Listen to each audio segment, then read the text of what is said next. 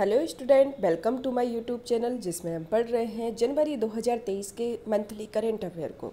ये vision IAS की magazine पर आधारित है, जिसमें अभी तक हमने 2 मेजर टॉपिक को कंप्लीट कर लिया है, जो अंतर्राष्ट्रीय संबंधों और राज्य व्यवस्था के संदर्भ में, जिसके अंतर्गत आज का हमारा तीसरा टॉपिक रहेगा अर्थव्यवस्था के बारे में। अर्थव्यवस्था के संदर्भ में क्या क्या टॉपिक रहे, क्या क्या मुद्दे रहे जनवरी माह में, इन सब के बारे में पढ़ते हैं। जैसे कि भारत में असमानता, विश्व व्यापार संगठन, डिजिटल भुगतान को वित्तीय सहायता प्रदान करने की योजना, राज्य वित्त के बारे में, सूक्ष्म वित्त क्षेत्र, दिवाला और शोधन अक्षमता, इसी से रिलेटेड जितने भी टॉपिक हैं इन सब के बारे में आज पढ़ते हैं।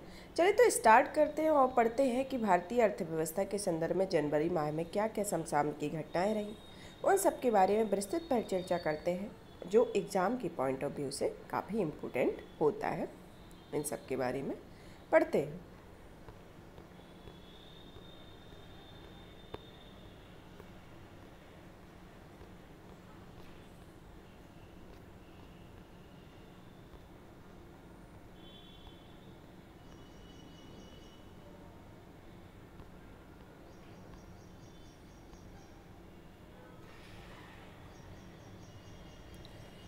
चलिए तो इसके अंतर्गत जो अर्थव्यवस्था है उसके अंतर्गत हमारा पहला टॉपिक आता है विश्व व्यापार संगठन मत्स्य सब्सिडी पर नया समझौता।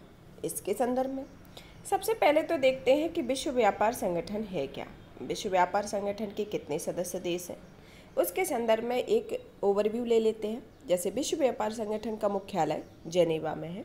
कहाँ पर है इसका मुख्यालय? जेनेवा में।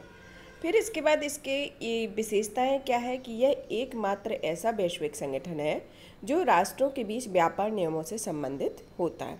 एकमात्र ऐसा वैश्विक संगठन जो व्यापार नियमों के संदर्भ में व्यापार नियमों से संबंधित होता है, और इसमें विश्व का 98% व्यापार को कवर करता है, और मंत्री स्तरीय सम्मेलन में प्रत्येक 2 वर्षों में इसे आयोजित की जाती है। इसका भारत भी सदस्य देश है, और जनरल काउंसिल WTO के दिन प्रतिदिन निर्णय लेने वाला एक निकाय है। तो ये WTO के बारे में कहाँ है इसका मुख्यालय? जेनेवा में है। और इसकी क्या विशेषता है? यह एकमात्र ऐसा वैश्विक अंतर्राष्ट्रीय संगठन है जो व्यापार नियमों से संबंधित है, जिसमें 98% व्यापार होता है। अब पढ़ते हैं सुर्खियों में क्यों रहा है। सुर्खियों के अंतर्गत हाल ही में स्विट्जरलैंड ने मत्स्य सब्सिडी में पर विश्व व्यापार संगठन के नए समझौते को औपचारिक रूप से स्वीकार कर लिया है। किसने स्वीकार कर लिया है? स्विट्जरलैंड ने। स्विट्जरलैंड WTO का ऐसा पहला सदस्य देश है इस समझौते पर स्वीकार किया है। तो ये क्यों चर्चा में रहा है? क्योंकि स्विट्जरलैंड एक ऐसा देश है, ऐसा सदस्य देश है जिसने मत्स्य सब्सिडी पर विश्व व्यापार संगठन के नए समझौते को औपचारिक रूप से स्वीकार कर लिया है। तो ये सुर्खियों में रहा। इससे संबंधित तथ्य क्या क्या रहे? जैसे स्विट्जरलैंड ने इस संबंध में WTO के महानिर्देशक स्वीकृत दस्तावेज सौंप दिए। यह दस्तावेज दावोस या स्विट्जरलैंड में विश्व आर्थिक मंच वार्षिक की बैठक के दौरान अनौपचारिक तौर पर आयोजित की गई WTO मंत्री स्तरीय बैठक को सौंपा गया। फिर आता है समझौते में जेनेवा पैकेज के तहत जेनेवा में आयोजित WTO के 12वें मंत्री स्तरीय सम्मेलन में अपनाया गया था।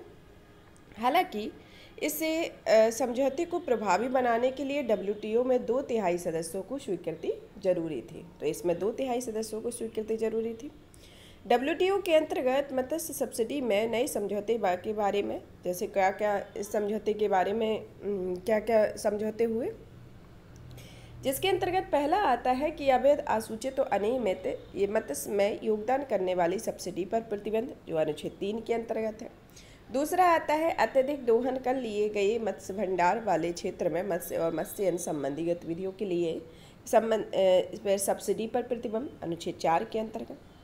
अनुच्छेद 5.1 के अंतर्गत आता है कि तटीय सदस्यों और गैर सदस्यों के अधिकार क्षेत्रों से बाहर स्थिर क्षेत्रों में मत्स्य या मत्स्य से संबंधित गतिविधियों के लिए दी जाने वाली सभी प्रकार की सब्सिडियों पर प्रतिबंध, इसके संदर्भ में। फिर आता है अधिसूचना और पारदर्शिता के संदर्भ में। ये सब इसके संदर्भ में, समझौते के संदर्भ में दिए गए हैं। अब भारत और मत्स्य क्षेत्र के बारे में भी एक ओवरव्यू ले लेते हैं कि भारत विश्व में तीसरा सबसे बड़ा मछली उत्पादक देश है। कौन से नंबर का है? तीसरा सबसे बड़ा मछली उत्पादक देश। वैश्विक मत्स्य उत्पादन में इसका योगदान 7.7% है और भारत मछली और मत्स्य उत्पादों का चौथा सबसे बड़ा निर्यातक है। मतलब तीसरा सबसे बड़ा मछली उत्पादक देश है और सबसे निर्यातक देश चौथे नंबर पर है। यह सर्वाधिक जलीय कृषि करने वाला दुनिया का दूसरा बड़ा देश है। सर्वाधिक जलीय कृषि करने वाला भी दूसरा बड़ा देश है। और मछली और सेलीफिश प्रजातियों के मामले में वैश्विक जैव विविधता 10% हिस्सा भारत में मौजूद है और मत्स्य सूची राज्य का विषय है, इसलिए राज्य मत्स्य पालन गवर्नेंस में एक महत्वपूर्ण भूमिका निभाता है। और अंतर्राष्ट्रीय मत्स्य को पूर्णतः राज्य सरकारों द्वारा प्रबंधित किया जाता है और सब्सिडी एवं समुद्री मत्स्य का प्रबंधन केंद्र या तटीय राज्य या केंद्र शासित सरकारों की एक साझा जिम्मेदारी होता है। तो यह भारत और मत्स्य के क्षेत्र में क्या क्या इम्पोर्टेंट विशेषताएं रहीं इसके संदर्भ में है। पहला तो ये विश्व का तीसरा सबसे बड़ा मछली उत्पादक देश है। दूसरा कि इसमें वैश्विक योगदान में 7.7% है। मछली और मत्स्य क्षेत्र में निर्यातक में चौथे स्थान पर है। जलीय कृषि करने वाला दुनिया का दूसरा बड़ा देश है। मछली और सेलफिश प्रजातियों में वैश्विक जैव विविधता 10% हिस्सा है। मत्स्य सूची यह राज्य सूची का विषय है जो राज्यों की गवर्नेंस में महत्वपूर्ण भूमिका निभाता है। अंतर्राष्ट्रीय मत्स्य को पूर्णतः राज्य सरकारों द्वारा प्रबंधित किया जाता है और समुद्री मत्स्य का प्रबंधन केंद्र या तटीय राज्य केंद्र शासित प्रदेशों में एक साझा जिम्मेदारी के साथ होता है। तो ये इसके भारत और मत्स्य के क्षेत्र में ये जो सबसे इम्पोर्टेंट पॉइंट है, तो इनको आपको याद करना है। फिर आता है भारत में मत्स्य सब्सिडी की स्थिति के बारे में। भारत में लगभग 90 लाख मछुआरे परिवार रहते हैं जो अपनी आजीविका के लिए सहायता और समर्थन पर निर्भर हैं।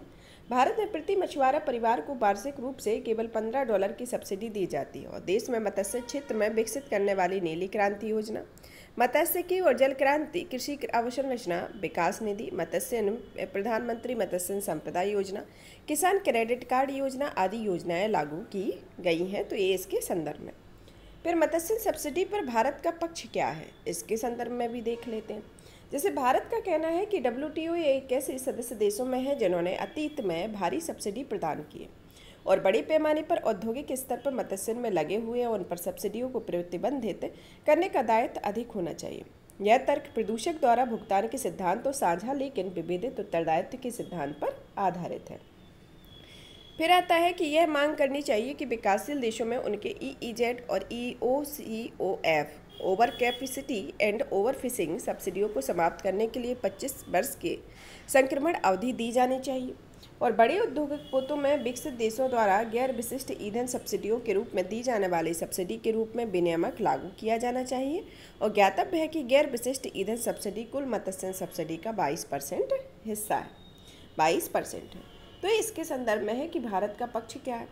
फिर नए समझौते में क्या क्या लाभ हुए हैं उसके संदर्भ में क्या क्या है। जैसे अवैध अप्रतिबंधित अनियमित मत्स्य पर नियंत्रण, जैसे यह समझौता इलीगल अनरेटेड और अनरेगुलेटेड मत्स्य के लिए सब्सिडी पर अंकुश लगाता है। साथ ही ऐसे मत्स्य को वैश्विक लड़ाई में एक शक्तिशाली और नई व्यवस्था का निर्माण करता है। दूसरा आता है अति दोहित मत्स्य भंडारों की सुरक्षा करना, जैसे अति दोहत मत्स्य भंडारों की सुरक्षा करना, अविनियमित खुले समुद्रों की सुरक्षा के संदर्भ में, और विकास सब्सिडी पर कोई रोक नहीं, जैसे WTO के सदस्यों पर अपने पोत या ऑपरेटर को सब्सिडी देने पर कोई प्रतिबंध नहीं है, जबकि IUU गतिविधियों में शामिल नहीं होता। फिर आता है अत्यधिक दोहित मत्स्य भंडार में पुनर्बहाली के लिए सब्सिडी और सतत विकास लक्ष्य में 14.6 को प्राप्त करने में सहायक है तथा सतत विकास लक्ष्य में 14.6 प्राप्त करने में मदद करता है और इसके अलावा यह विश्व मत्स्य भंडार को भी सुनिश्चित करता है। अब इसका महत्व किस किस क्षेत्र में है, मत्स्य का किस किस क्षेत्र में महत्व है। पहला क्षेत्र आता है जैसे खाद्य सुरक्षा।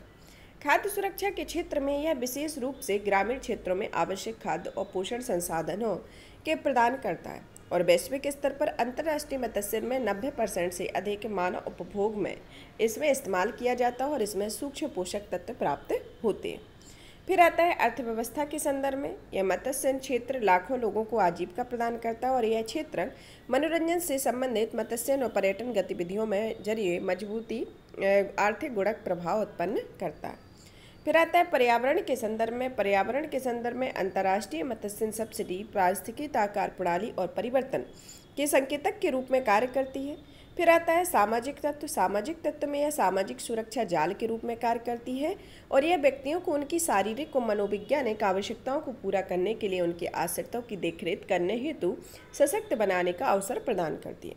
फिर आता है मानव स्वास्थ्य और कल्याण के संदर्भ में यह मत्स्य क्षेत्र रोग नियंत्रण और चिकित्सा अनुसंधान में प्रगति के लिए योगदान किया जाता है और इसमें लार्वा खाने वाली मछली का उपयोग रोग वाहक मच्छरों को नियंत्रित करने के लिए किया जाता है।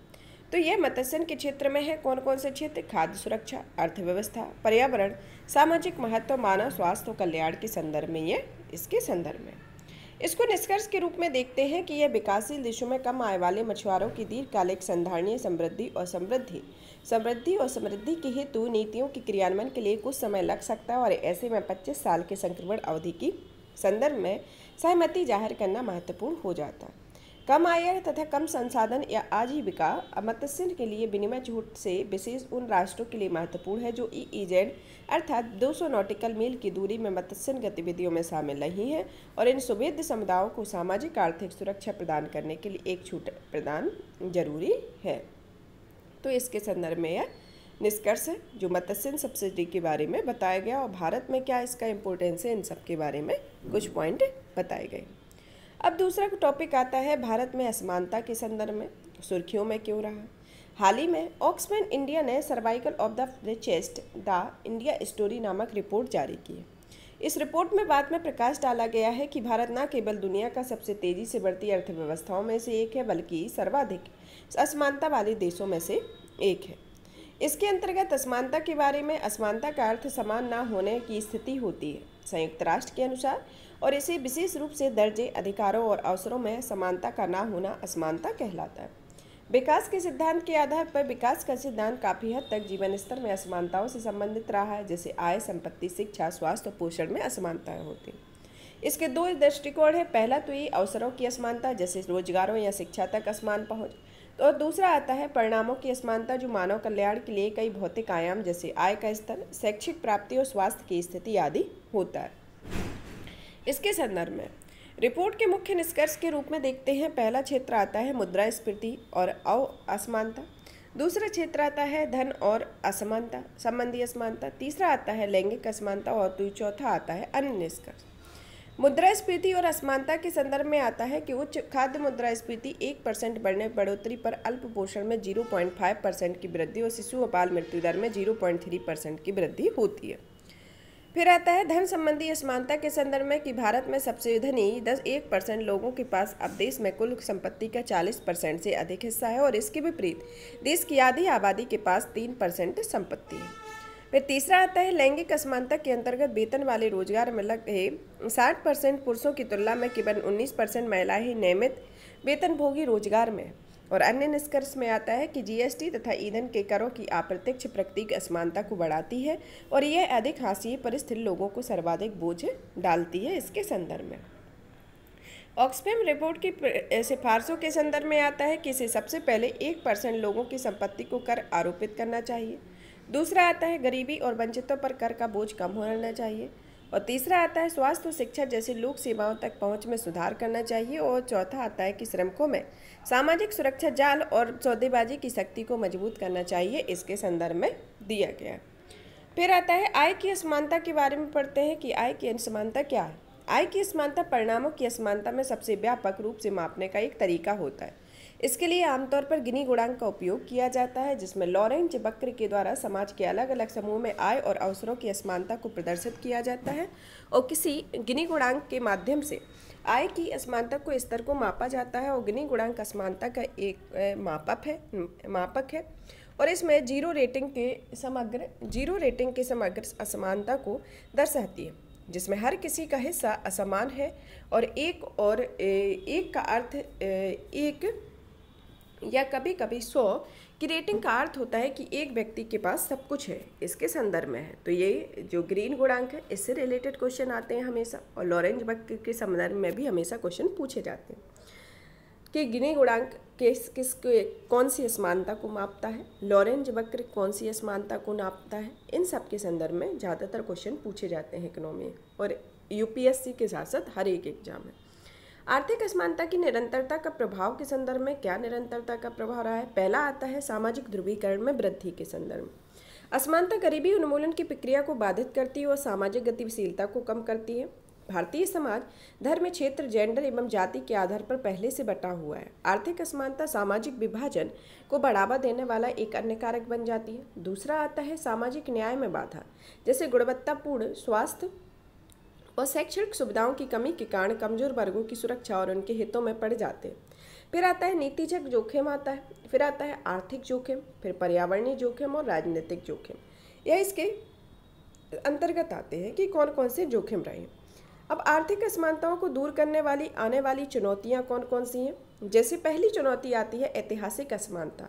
ऐतिहासिक असमानता आय की उच्च असमानता वाले क्षेत्रों और राष्ट्रों में सामान्यतः अंतरपीढ़ीगत गतिशीलता को कम होती है और स्थिति सामाजिक आर्थिक गतिशीलता से जुड़े अवसरों को सीमित कर देती है। दूसरी आती है मौद्रिक संसाधन संबंधी बाधाएं, जैसे अनौपचारिक अर्थव्यवस्था की समस्या, समानांतर अर्थव्यवस्था की उपस्थिति, कर चोरी, छोटे कराधान आदि के आधार पर राज्य की पुनर्वितरण संबंधी नीतियां इससे जुड़ी हुई हैं।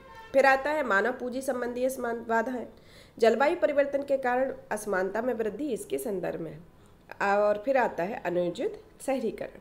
आर्थिक असमानता को कम करने के लिए क्या क्या उपाय करने चाहिए? इसके लिए पहला उपाय आता है कि रोजगार संबंधी उपाय, जैसे मनरेगा, स्वयं सहायता समूह और समूहों को बढ़ावा, स्किल इंडिया आदि के माध्यम से आर्थिक असमानता को कम किया जा सकता है। फिर आता है कराधान में सुधार के संदर्भ में और सब्सिडी और अंतरण के संदर्भ में। तीसरा आता है वित्तीय समावेशन को बढ़ावा देना, एमएसएमई का समर्थन करना।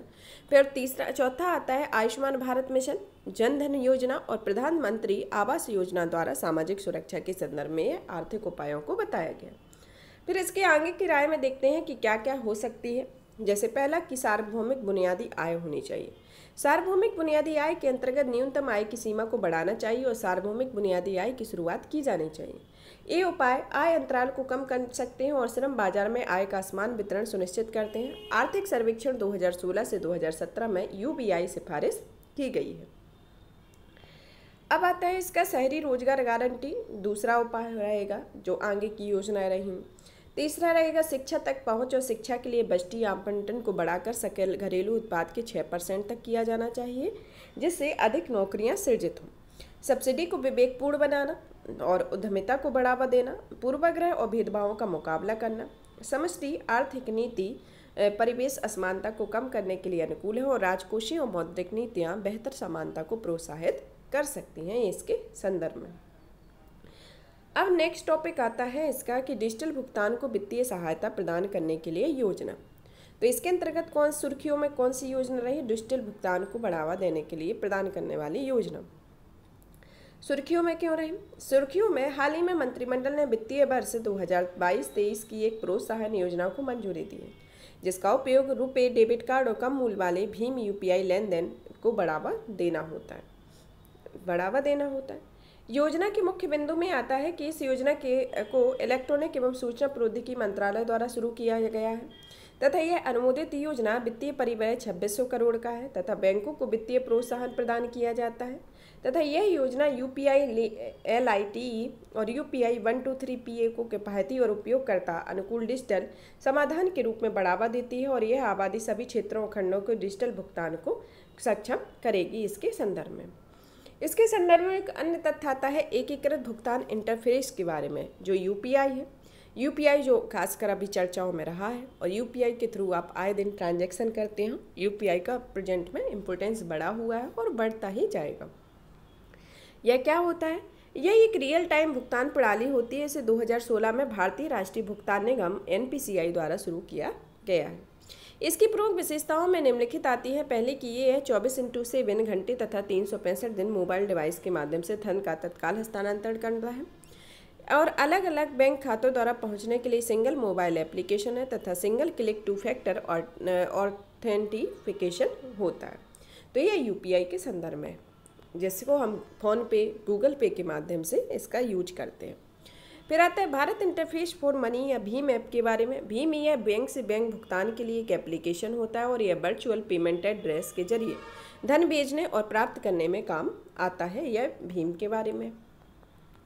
फिर आता है डिजिटल भुगतान का इम्पोर्टेंस क्या है।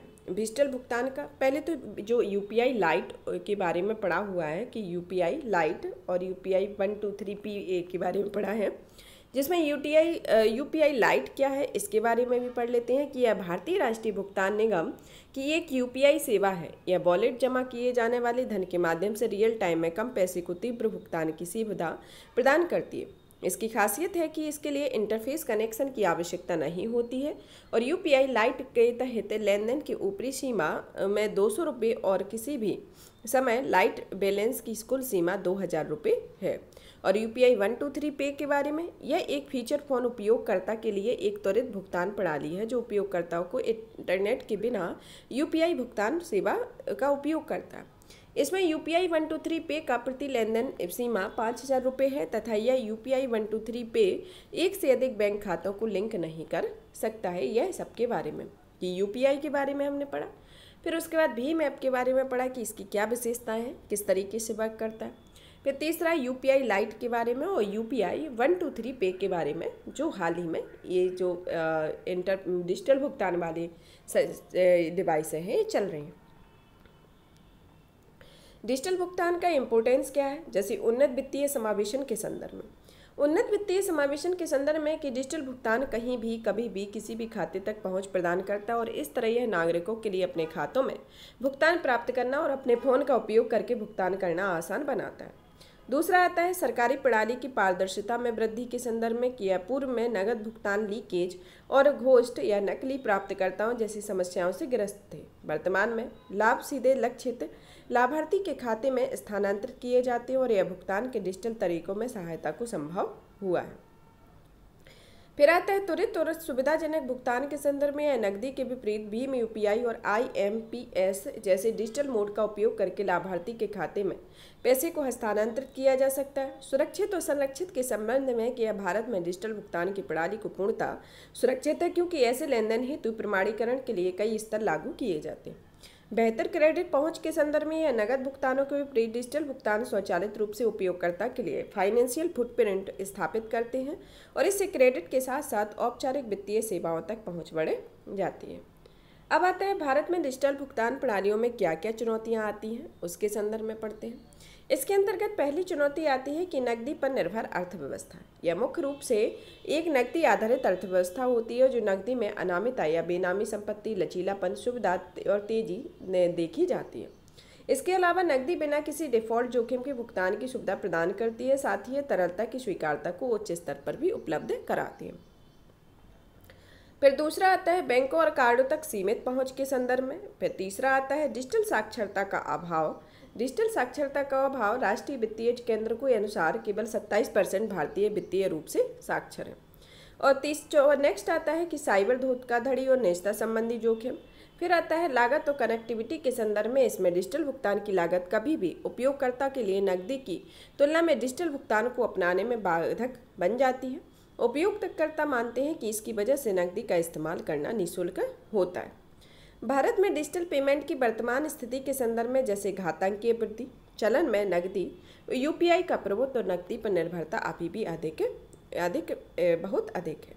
भारत में कुल डिजिटल ट्रांजैक्शन जैसे वित्त वर्ष 2019-20 में ये कितने हुए, जैसे 4000, वित्त वर्ष 2020 में जैसे मूल्य के आधार पर यह 4572 और यह मात्रा के आधार पर 2953 हुए।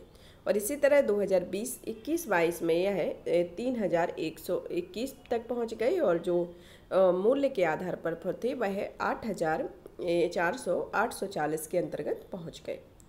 अब इसमें सुझाव क्या क्या दिए जा रहे हैं और क्या क्या सिफारिशें की गई हैं। नंदन नीलकर्णी समिति के अंतर्गत इसमें क्या क्या सिफारिशें की गई हैं, जिसमें पहले तो इसकी सिफारिशें देख लेते हैं क्या क्या सिफारिशें हैं।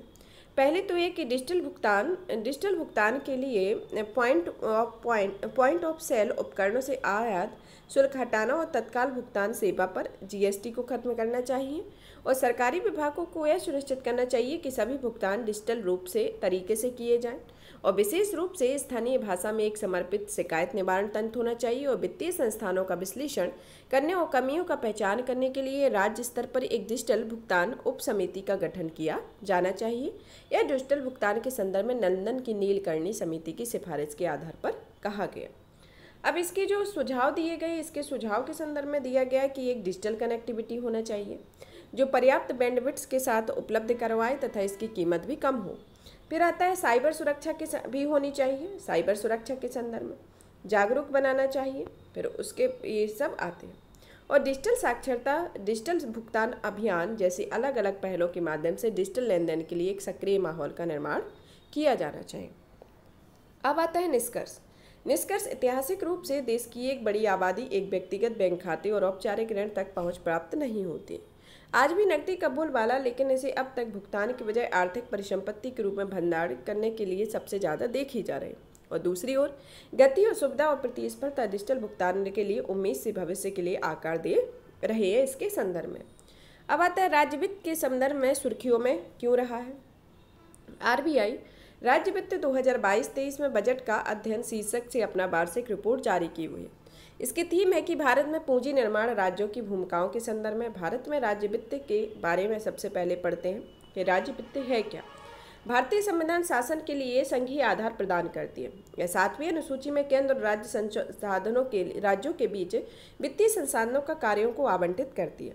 भारत का संविधान अंतर्राज्य सरकारी हस्तांतरण के लिए राजकोषीय हस्तांतरण और तंत्र का भी प्रावधान करता है और इसका उद्देश्य सरकारों के विभिन्न स्तरों पर ऊर्ध्वाधर, लंबवत और क्षैतिज, ऊर्ध्वाधर या लंबवत क्षैतिज राजकोषीय असंतुलनों को दूर करता है। पूंजी की कमी, नवोदित निजी क्षेत्रक और कार्यान्वयन क्षमताओं के अंतराल के कारण राज्य वित्त में कमजोर व्यय बना हुआ है, जैसे उच्च राजकोषीय घाटा, उच्च राजस्व घाटा और उच्च ऋण जीडीपी अनुपात। उच्च अवधारी या ऋण जाल जोखिमों को दूर करने के लिए सरकार राजकोषीय उत्तरदायित्व और बजट प्रबंधन अधिनियम 2003 के तहत प्रस्तुत करता है कि इसमें लक्ष्यों को प्राप्त न करने के लिए एफआरबीएम अधिनियम में कई बार संशोधित किया जा चुका। यह इसके संदर्भ में रिपोर्ट के कुछ मुख्य निष्कर्ष के रूप में देखते हैं कि इसमें राज्य सरकारों और केंद्र शासित प्रदेशों में कुल राजस्व प्राप्तियां सकल घरेलू उत्पाद का 14.9% थी और इसमें 55% राजस्व प्राप्तियां स्वयं के करों से थी। फिर आता है राज्य सरकारों और केंद्र शासित प्रदेशों में कुल व्यय सकल घरेलू उत्पाद का 18.5% था और इसमें राजस्व व्यय 83% और 17% पूंजीगत व्यय था। 2020-21 में महामारी जनित गिरावट के बाद व्यापक आधार पर आर्थिक सुधार के कारण राज्य की राजकोषीय स्थिति में सुधार हुआ था।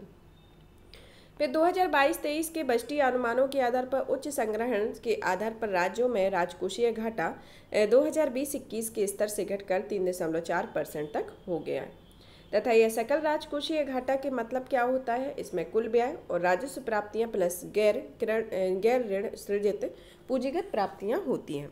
गैर कर्जित पूंजीगत प्राप्तियां होती हैं। बजट के अनुसार राज्यों का ऋण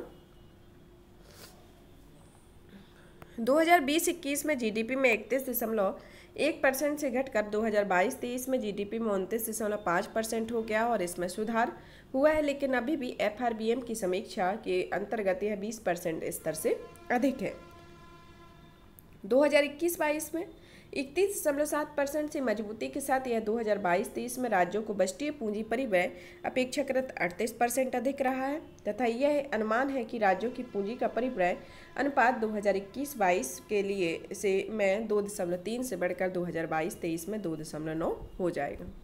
अब पढ़ते हैं एफआरबीएम अधिनियम के बारे में। यह अधिनियम क्या है, इसका उद्देश्य क्या है, दीर्घकालिक उद्देश्य क्या है, इसके संदर्भ में पढ़ते हैं। जैसे इसका उद्देश्य है कि वित्तीय अनुशासन स्थापित करना तथा भारत की राजकोषीय प्रबंधन प्रणाली में पारदर्शिता लाना है। इसके तहत सरकार राजकोषीय घाटों, राजस्व घाटों और ऋण जीडीपी अनुपात में कमी लाएगी और लक्ष्य निर्धारित किया जाता है। फिर इसके दीर्घकालिक उद्देश्य में आता है कि यह राजकोषीय स्थिरता लाना और मुद्रास्फीति संबंधी उपाय करने के लिए आरबीआई को लचीला उपलब्ध कराना होता है और सभी राज्यों में अपने कार्य को स्वयं के कार्य को एफआरबीएम अधिनियम के तहत किए जाते हैं। एफआरबीएम अधिनियम के द्वारा अनिवार्य किए गए दस्तावेजों के संदर्भ में आता है कि यह राजकोषीय नीतिगत रणनीति वक्तव्य है तथा मैक्रो इकोनॉमिक और फ्रेमवर्क वक्तव्य तथा मत्स्य अवधि के राजकोषीय नीति वक्तव्य और मत्स्य अवधि तक व्यय फ्रेमवर्क होता है। एन.के. सिंह के नेतृत्व में एफआरबीएम समिति द्वारा निर्धारित एफआरबीएम लक्ष्य घोषित किए गए, जिसमें पहला आता है राजकोषीय घाटा। राजकोषीय घाटा जो होता है वह 31 मार्च 2023 तक जीडीपी का 25%, राजस्व घाटा 31 मार्च 2023 तक जीडीपी का 0.8% और ऋण जीडीपी अनुपात 60% केंद्र के लिए 40% और राज्य के लिए 20% होता है। इसके संदर्भ में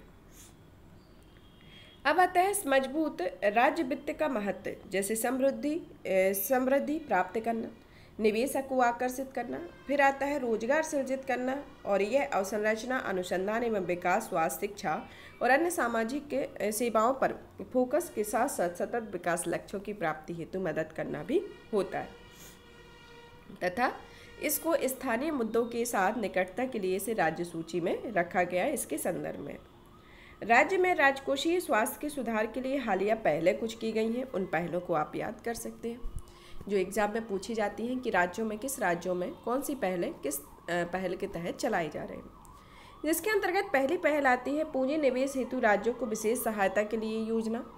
दूसरी आती है राज्य सरकारों हेतु सुधार में समृद्ध अतिरिक्त ऋण, विद्युत क्षेत्र के सुधारों 0.5% GSDP के अतिरिक्त अवधारी की अनुमति देता है। फिर आता है राज्य सरकारों या केंद्र शासित प्रदेशों में बीज एंड मीन्स सेवा सीमा 51,560 करोड़ रुपए से घटाकर 47,010 करोड़ रुपए कर दी गई है, और राज्यों के ऋण में ऑफ बजट उधारियों को शामिल करना, और इसमें राज्य के सार्वजनिक क्षेत्र के उपक्रमों और विशेष प्रयोजन वाहनों में ऋण आते हैं। राजस्व बढ़ाने के लिए राज्य स्तरीय उपाय, जैसे असम और केरल द्वारा पुराने वाहनों को हस्तोत्साहित करने के लिए ग्रीन टैक्स, हरियाणा द्वारा परिसंपत्तियों में चरणबद्ध मुक्तिकरण के लिए मुद्रीकरण के उपाय, और करदाताओं को राहत प्रदान करने के साथ साथ अपने स्वयं के राजस्व संग्रह आदि के सुधार करने के लिए 2020-21 में केरल और राजस्थान द्वारा एमनेस्टी योजना के अंतर्गत आता है। अब आता है राज्य वित्त संबंधी मौजूदा चिंताएं कौन कौन सी, जैसे ऊर्ध्वाधर या लंबवत असंतुलन, यानी संसाधनों के लिए केंद्र पर राज्यों की निर्भरता अत्यधिक होना, क्योंकि संसाधन जुटाने हेतु उन्हें सौंपी गई शक्तियाँ उनके व्यय दायित्व से कम होती हैं। फिर आता है क्षेत्रीय असंतुलन, यह क्षेत्र विशिष्ट असमानताओं को विविध सामाजिक आर्थिक संरचना के कारण संसाधनों को जुटाने, उनका व्यय करने तथा राज्यों की क्षमताएं अलग अलग होती हैं।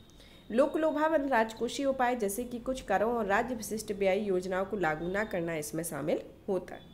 फिर आता है राज्यों के लिए व्यय पैटर्न में प्रतिबद्ध व्यय का प्रभुत्व होगा, तथा जैसे ब्याज भुगतान, पेंशन या प्रशासनिक सेवाएं आती हैं।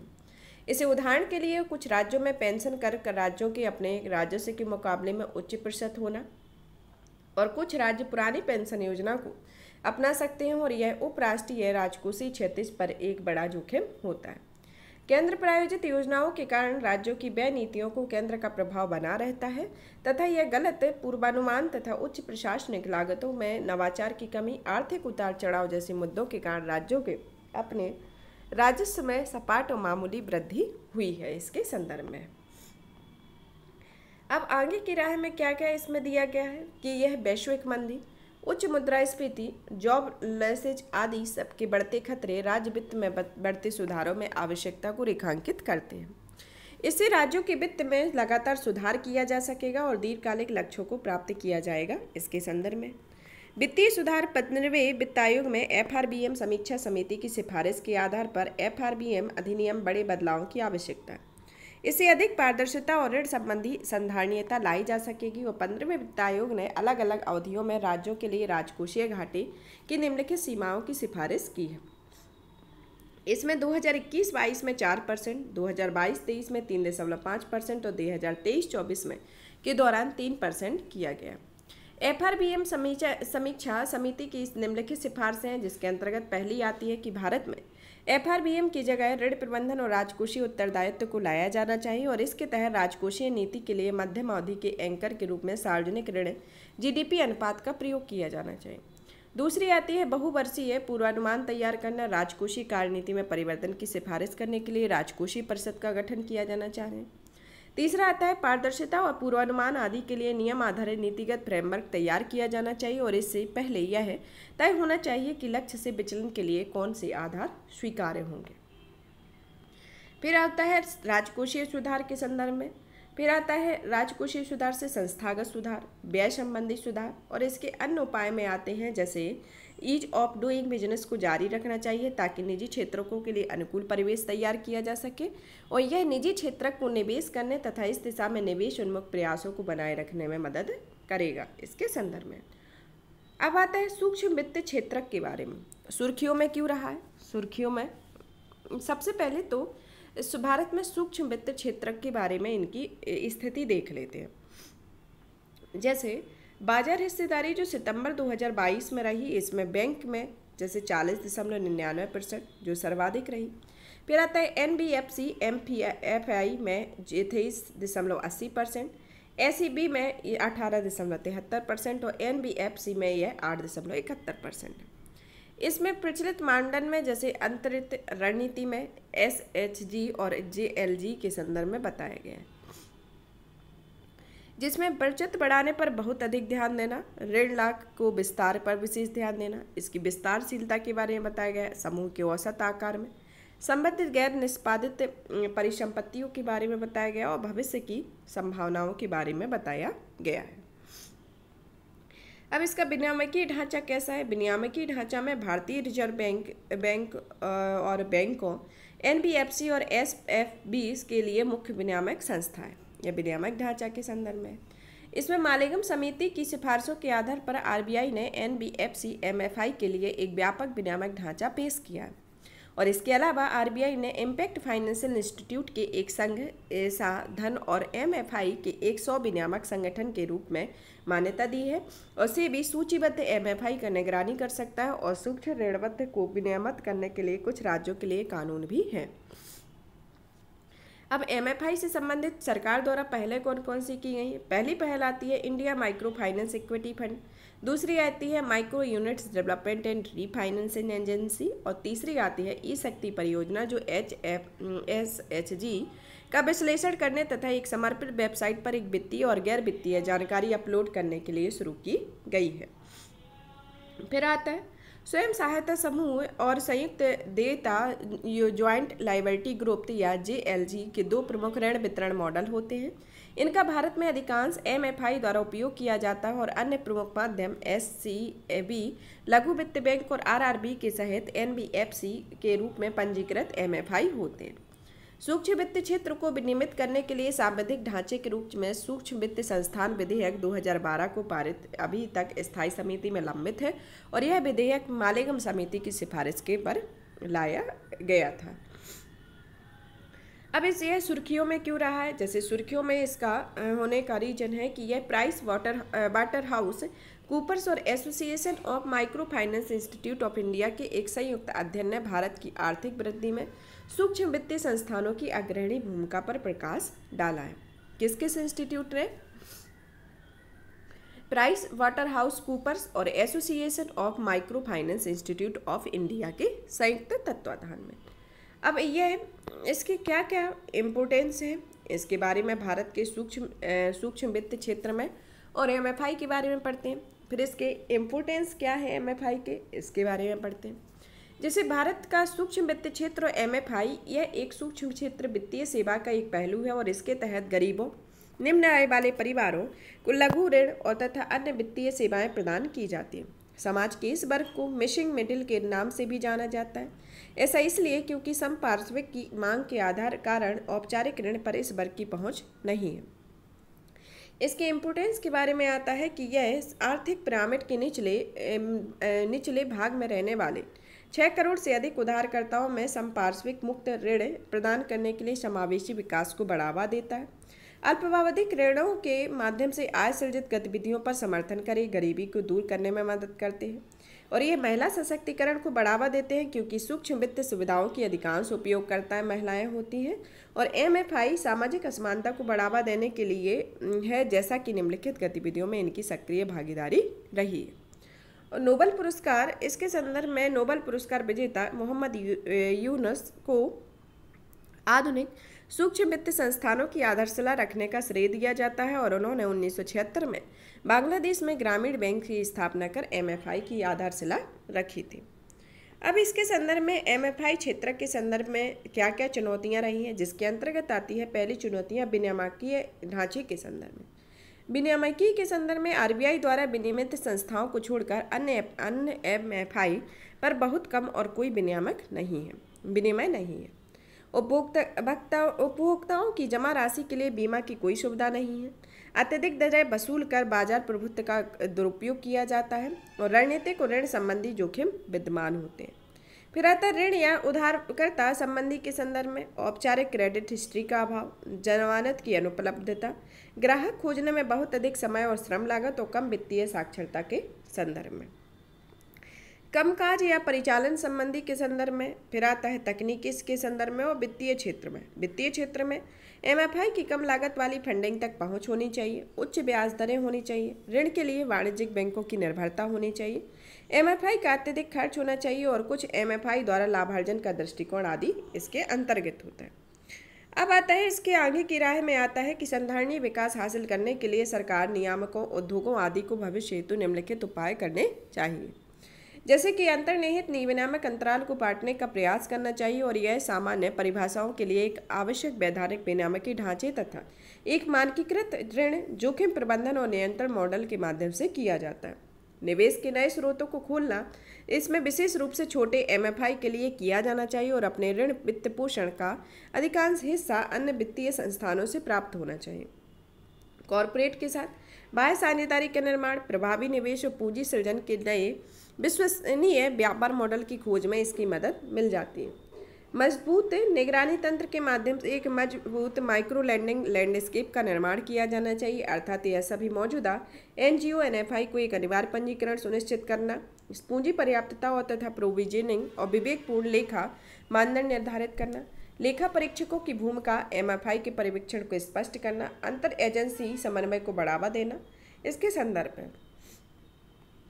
और इसमें शुरुआती चरण में चौतरफा समर्थन से एमएफआई में क्षमता निर्माण किया जाना चाहिए और उन्हें ट्रांसफॉर्मेशन लोन दिया जाना चाहिए ताकि वे अपने कार्य संचालन के दायरे को व्यापक कर सके। और इसके अलावा इस संबंध में जोखिम विकास को भी निर्माण किया जाना चाहिए और इस कोष के प्रबंधन आरबीआई के उद्देश्य से किया जाना चाहिए, जो एमएफआई अल्प सीमित क्षेत्रों, पुनर्वित्तीयन या निवेश के लिए इस कोष का प्रयोग कर सके और स्थानीय क्षेत्र बैंक को स्थापित करने के लिए एमएफआई या वाणिज्यिक बैंकों को प्रोत्साहित किया जाना चाहिए।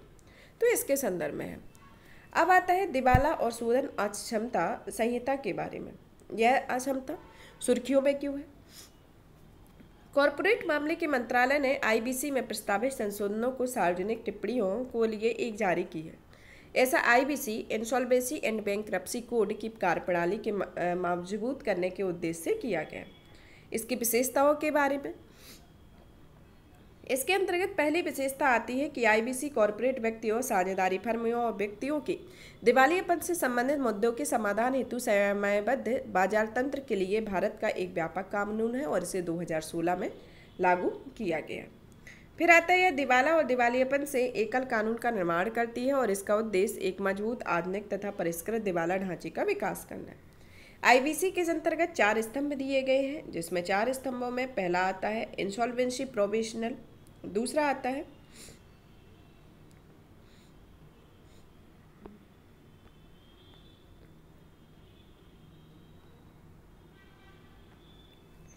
जिसके अंतर्गत पहला आता है इंसॉल्वेंसी प्रोफेशनल, आईबी एजेंसी के सदस्य समाधान प्रक्रिया पूरा करने के लिए, दूसरा सूचना उपयोगिता, तीसरा भारतीय दिवाला और शोधन अक्षमता बोर्ड और चौथा आता है न्याय निर्णय प्राधिकरण, नेशनल कंपनी लॉ ट्रिब्यूनल और डेट रिकवरी ट्रिब्यूनल होता है। National company law appellate tribunal होता है के द्वारा पारित किया जाता है। यह एक अपीलीय प्राधिकरण होता है। परिसंपत्ति के मूल्य और देनदार या ऋणी के प्रकार के आधार पर आईबीसी को विभिन्न कॉर्पोरेट दिवाला समाधान प्रक्रियाओं के निम्नलिखित प्रावधान किए गए हैं। इसके अंदर कॉर्पोरेट दिवाला समाधान प्रक्रिया, प्री पैकेज्ड दिवाला समाधान प्रक्रिया तथा फिर आता है प्री पैकेज्ड दिवाला समाधान प्रक्रिया, फास्ट ट्रैक कॉर्पोरेट दिवाला समाधान प्रक्रिया आते हैं। इसमें प्रत्येक समाधान प्रक्रिया के लिए इसमें इसको इंफोग्राफिक में दिखाया गया। आईबीसी के लाभ क्या क्या हैं, जैसे आर्थिक स्थिरता और विकास को सुनिश्चित करना, आईबीसी को उद्यमिता को बढ़ावा देना तथा इसमें IBC ease of doing business बेहतर करने की दिशा में महत्वपूर्ण है। फिर आता है आईबीसी समयबद्ध समाधान की सहायता में सुनिश्चित करता है कि क्रेडिट ना तो फंसे ना ही खराब ऋण में परिवर्तित हो। यह लेनदार और देनदार संबंधों में गहन परिवर्तित तथा देय राशि के भुगतान की प्राथमिकता क्रम को हितधारकों के हितों को प्रतिसंतुलित करता है। आईबीसी के कार्यान्वयन से जुड़ी समस्याओं में जैसे पहली आती है न्यायिक विलंब, इसके अंतर्गत न्यायिक विलंब होता है। दूसरा निम्न रिकवरी दरें। फिर आता है सीमा पार दिवाला और घर पर खरीदारी के अधिकारों को बरकरार रखना, सूचना उपयोगिताओं का कम करना तथा दिवाला समाधान अवधि को सीमित करने में इसकी महत्वपूर्ण भूमिका के बावजूद यह आईबीसी का सबसे कम उपयोग किए जाने वाला स्तंभ है तथा आईपी और आईपीए कार्यप्रणाली से जुड़े मुद्दे इसके संदर्भ में आते हैं। आईबीसी फ्रेमवर्क के प्रस्तावित प्रमुख परिवर्तन और उनके लाभ में, जिसमें प्रौद्योगिकी के संदर्भ में प्रौद्योगिकी में आते हैं कि आईबीसी के तहत कई प्रक्रियाएं जैसे मामला प्रबंधन, नोटिस प्रबंधन प्रक्रिया में गुजर रहे कॉर्पोरेट डेटा के रिकॉर्ड में भंडारण आदि के संभालने के लिए ई प्लेटफॉर्म विकसित किया जाएगा। फिर आता है पारदर्शिता, कम विलंब और बेहतर निर्णयन के संदर्भ में ये दिया गया। कॉर्पोरेट दिवाला समाधान प्रक्रिया आवेदन स्वीकृति के संदर्भ में, दिवाला समाधान प्रक्रिया को सरल बनाने के संदर्भ में दिया गया, परिमापन प्रक्रिया के संदर्भ में दिया गया और इसके अन्य क्षेत्र बताए गए हैं, जिसमें आईबीबी मूल्यांकन संबंधी सभी सेवाएं प्रदान की गई हैं, लेकिन मूल्यांकनकर्ताओं के लिए एक विशेष वर्ग के पंजीकृत और विनियमित करेगा। फिर आता है सेवा प्रदाताओं का बेहतर विनियमन होना चाहिए इसके संदर्भ में। आईबीसी प्रक्रिया को और अधिक परिष्कृत करने के लिए आगे की राय में देखते हैं कि यह रिक्तियों को भरना चाहिए था। साथ ही अधिक खंडपीठों तथा एनसीएलटी के विशेष खंडपीठों की स्थापना की जानी चाहिए। वैश्विक मानकों के अनुरूप हेयर कट की मात्रा तय करने के लिए एक बेंचमार्क निर्धारित किया जाना चाहिए तथा यह प्रवर्तन एजेंसियों के उत्पीड़न को आमंत्रित किए बिना बैंकों को हेयर कट लेने की छूट प्रदान की जानी चाहिए। भारतीय संदर्भ के अनुरूप कुछ संशोधनों के साथ क्रॉस बॉर्डर इंसॉल्वेंसी पर अंतर्राष्ट्रीय व्यापार कानून पर संयुक्त राष्ट्र आयोग का मॉडल कानून अपनाने का प्रयास करना चाहिए तथा संकट में किसी भी अधिकरण वाली सीओसी के लिए एक पेशेवर कोड तैयार किया जाना चाहिए तथा मानकों को निर्धारित करने के लिए आईपी कामकाज में वैश्विक स्तर पर भारतीय चार्टर्ड संस्थान को एकल पैसेंजर 100 विनियामक आईपीए स्थापना की आवश्यकता होती है इसके संदर्भ में। अब आता है लोन लॉस प्रोविजन के संदर्भ में। लोन लॉस प्रोविजन क्या है, इसका क्या महत्व है, सबसे पहले यह देखते हैं। इसके तहत बैंक संभावित ऋण चूक का प्रबंधन करने के लिए कुल ऋण के अनुपात में एक निश्चित धनराशि को एलएलपी के रूप में सुरक्षित रख देते हैं। इस प्रकार एलएलपी पूरी तरह के एक आंशिक रूप से ऋण हानि को कवर करने के लिए बैंकों द्वारा निर्धारित आय व्यय विवरण व्यय है और यह सभी ऋण खराब नहीं होते, इसलिए बैंकों द्वारा बैंक ऋण पोर्टफोलियो के संभावित नुकसान को कम करने के लिए एलएलपी का उपयोग एक क्रेडिट जोखिम के माध्यम से किया जाता है। इसमें एलएलपी का इम्पोर्टेंस क्या है? एलएलपी का इम्पोर्टेंस यह मार्केट टू मार्केट लेखांकन पद्धतियों में एलएलपी का एक आवश्यक इनपुट है। दूसरा, ये ऋण डिफॉल्ट के विरुद्ध एक आंतरिक बीमा कोष को निर्मित करता है। ये बैंकों की समग्र वित्तीय स्थिति में सटीक आकलन के माध्यम से विवेकपूर्ण पर्यवेक्षण में मदद करते हैं तथा यह चौथा, यह बैंकों में विफलताओं को सीमित करते हैं तथा वित्तीय प्रणाली की स्थिरता को बेहतर करते हैं इसके संदर्भ में। मार्केट टू मार्केट यह लेखाओं को उचित मूल्य पर मापने का एक तरीका होता है तथा यह मूल्य समय के साथ घटता बढ़ता है, जैसे परिसंपत्तियां और देनदारियां होती हैं। लोन लॉस प्रोविजन ये बैंक संभावित ऋण चूक का प्रबंधन करने के लिए कुल ऋणों के अनुपात में एक निश्चित धनराशि को एलएलपी के रूप में सुरक्षित करते हैं। यह इसके संदर्भ में यह सुर्खियों में क्यों रहा? हाल ही में भारतीय रिजर्व बैंक ने एक चर्चा पत्र जारी किया है जिसका उद्देश्य बैंकों को प्रोविजनिंग के लिए अपेक्षित हानि आधारित दृष्टिकोण या अपेक्षित क्रेडिट हानि व्यवस्था को अपनाने के लिए प्रेरित करना है इसके संदर्भ में। इसमें कारक जो दिए गए हैं दृष्टिकोण के अंतर्गत है कि एलएलपी का स्तर कई कारकों पर निर्भर करता है, जैसे बैंकों की लॉस हिस्ट्री और आंतरिक रेटिंग पर, दूसरा अन्य बैंकों की प्रतिस्पर्धात्मक विश्लेषण पर, तीसरा बैंकों की सुरक्षा और स्थिरता के अपनी अपेक्षित स्तर और चौथा आर्थिक स्थितियों पर करता है। वर्तमान में भारत में बैंकों को उपगत हानि दृष्टिकोण के आधार पर एलएलपी करने की आवश्यकता होती है। यह एक विवेकपूर्ण प्रो साइकिलिंग व्यवस्था होती है और इसमें बैंकों में होने वाली हानियों के लिए प्रोविजनिंग करने की आवश्यकता होती है।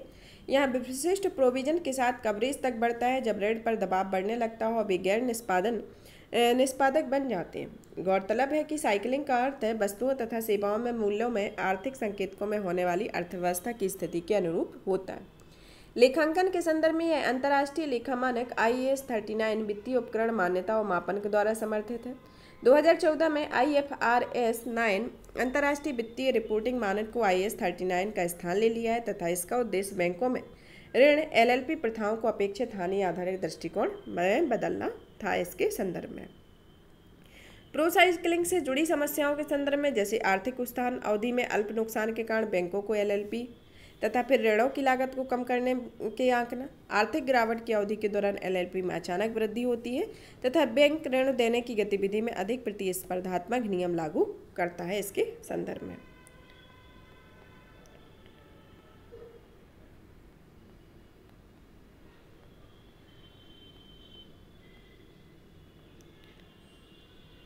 संबंधित सुर्खियों के बारे में पढ़ते हैं।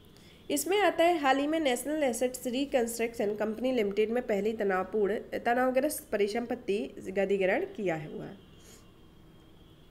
NARCL एक ऐसा रिकंस्ट्रक्शन कंपनी या बेड बैंक है जो अपनी पहली तनावग्रस्त परिसंपत्ति JP इंफ्राटेक में उधारदाताओं से प्राप्त कर लिया जाता है तथा यह बेड बैंक का एक कॉरपोरेट संरचना है जो बैंकों द्वारा धारित जोखिम पूर्ण संपत्तियों को एक अलग इकाई के अधीन लाती है और तथा इसकी घोषणा केंद्रीय बजट 2021-22 में की गई है। NARCL बैंकों से बड़े मूल्य तथा NPA खाते का अधिग्रहण करेगी जिसकी कुल संपत्ति 2 लाख करोड़ रुपए है तथा यह तनावग्रस्त संपत्तियों में 15% अग्रिम नगद भुगतान तथा 85% प्रतिभूति रसीदों के रूप में अधिग्रहित किया जाता है।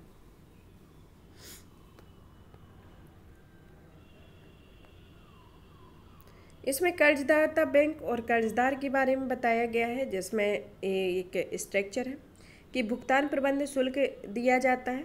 फिर यहाँ पर बैंक लीज या निपटान प्रबंधन अधिग्रहण पुनर्निर्माण प्रतिभूति प्रवर्तन वसूली जो कर्जदार के रूप में होती है। फिर बकाया राशि का पुनर्भुगतान किया जाता है परिसंपत्ति धारण करने पर यहाँ पर और यहाँ परिसंपत्ति को ट्रस्ट के रूप में स्थानांतरित करना होता है और इसी को 15% अग्रिम भुगतान शेष SR के जारी करके कर्जदाता को दिया जाता है। ARC की कार्यप्रणाली यह SR या प्रतिभूति रसीद एक रसीद प्रतिभूति होती है जिसे ARC वित्तीय परिसंपत्तियों में अविभाजित अधिकार या स्वामित्व या लाभ की रसीद किसी भी OB के जारी करता है। OB या क्वालिफाइड बायर कॉरपोरेट संस्थाएं जैसे वित्तीय संस्थान बीमा कंपनी बैंक ट्रस्टी परिसंपत्ति प्रबंधन कंपनी आदि RBI तथा SEBI द्वारा निर्धारित गैर संस्थागत निवेशकों की किसी भी श्रेणी को प्रतिनिधित्व करता है। इसके संदर्भ में इसमें बेड बैंक का महत्व के बारे में भी पढ़ लेते हैं। जैसे अभी हमने देखा कि NARCL या बेड बैंक क्या है। यह एक तनावग्रस्त परिसंपत्ति अधिग्रहण किया गया है। इसके संदर्भ में इसके इम्पोर्टेंस में आता है कि बैंकों को NPO कम करना चाहिए तथा वित्तीय प्रणाली की स्थिरता को दक्षता में सुधार करना चाहिए।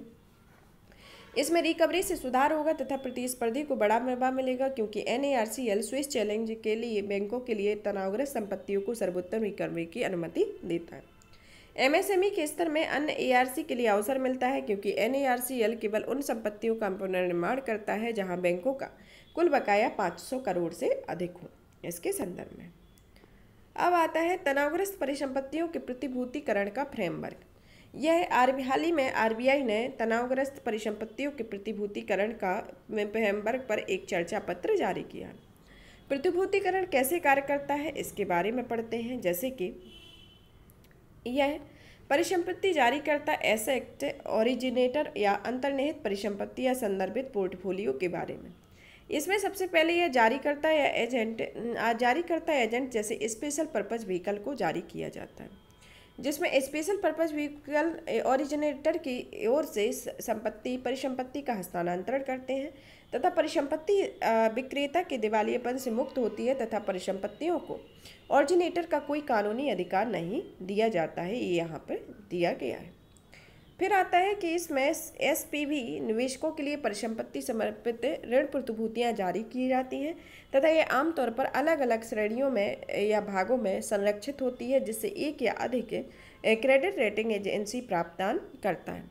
यह इसमें जो सेकंड में आता है कि यह पूंजी बाजार निवेशकों के लिए होता है। परिसंपत्ति समर्थित प्रतिभूतियां जारी करती हैं जिसमें सीनियर ट्रेज, मेजेनाइन ट्रेज और जूनियर ट्रेज आते हैं इसके संदर्भ में, जो एक दूसरे से दूसरे से जुड़ा हुआ है, एक दूसरे से जुड़े हुए होते हैं।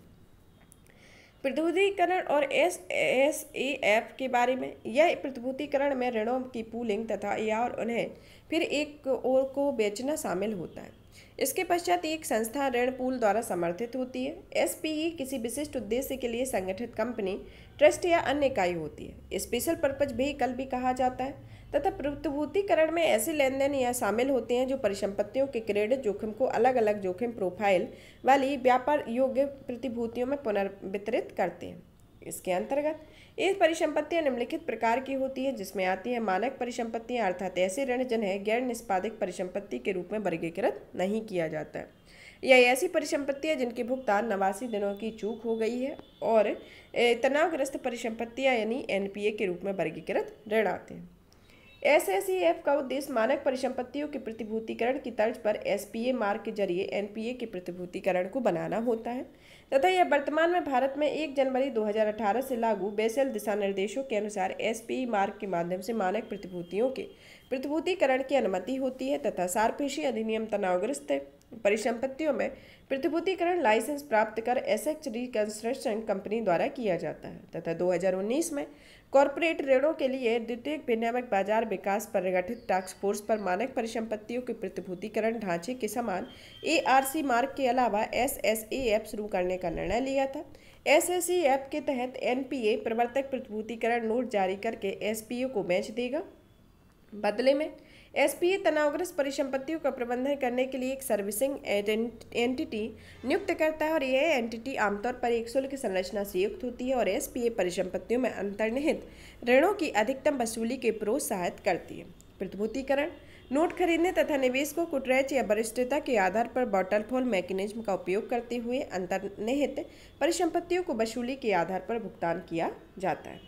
अब आता है भारत में अंतर्देशीय व्यापार की जलमार्ग के संदर्भ में। हाल ही में प्रधानमंत्री ने 1000 करोड़ रुपए से अधिक मूल्य की कई अंतर्देशीय जलमार्ग परियोजनाओं का अनावरण किया है।